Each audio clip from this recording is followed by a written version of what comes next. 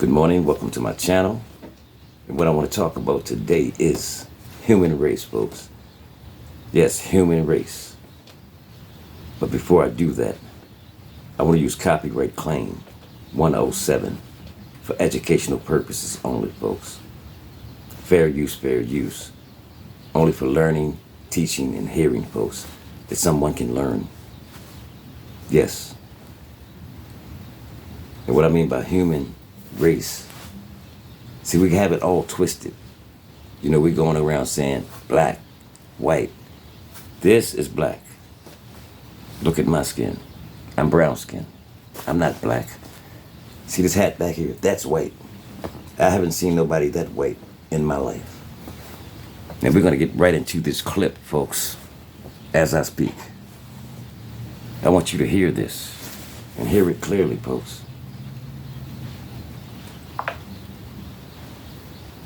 Looked up at me and said, "Well, what do you expect? You've got blue eyes, haven't you?" Yeah. And for just a minute, as God is my judge, I've never felt like this about a child before, and only one since. I can still see the picture I had in my mind's eye that day. I could see myself backhanding that little brown-eyed witch against the wall. I wanted her to fly through the air, hit that wall, and slide down like a broken egg. And I wanted to be at the bottom when she got there. I was angry at that child for telling me that what I had said about me was true. I was shocked.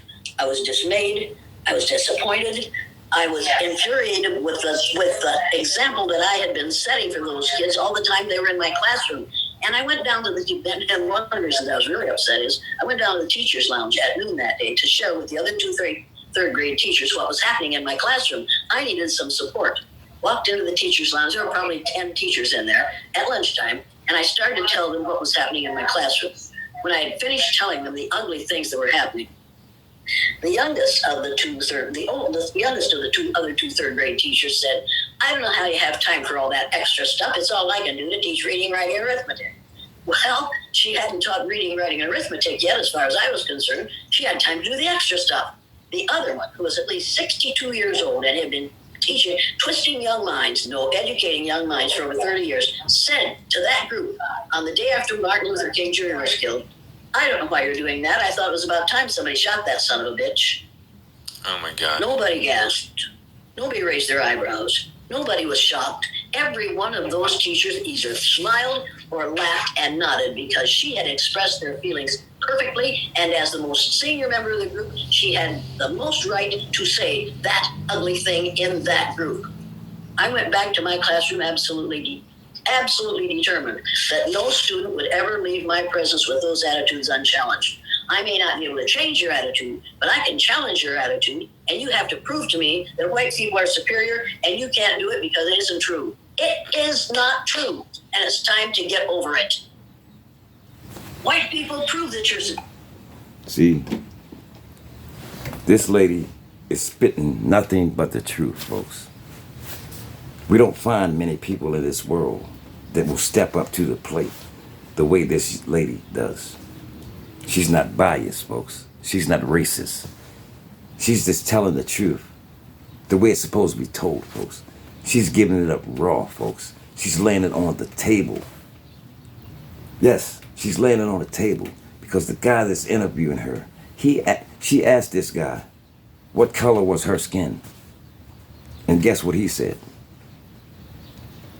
He said her skin was off-white. She said, "No, my skin is not off-white. My skin is pale with freckles on my face." This is what she told this man. See, we got to know what's going on, folks, and stop listening to what other people saying out here about race. This is black. I'm not black. I'm a brown-skinned person of color. This is white. Right here, folks. This is white. Have you ever seen anybody this white on this earth, folks? Tell me. I'll wait. See, this is what I'm talking about. The human race, folks. See, God, He looks at us. He looks at us as people. Not a race, not a color, not a creed, folks. This is not how He looks at us. He doesn't look at us as a gender, female and male, folks. God sees us as a people. This is how He sees us. And this is how we all should see each other, folks. Stop all of this black and white mess. We got to put this mess behind us, folks. Because like I said, we've been programmed for over 400 years, people. It's time that we come out of that mess. Get this mess out of our psyche. And get reprogrammed, folks. It's time that we live right in this world, folks. The human race. And if you like this work, stay tuned, folks. I got more to come.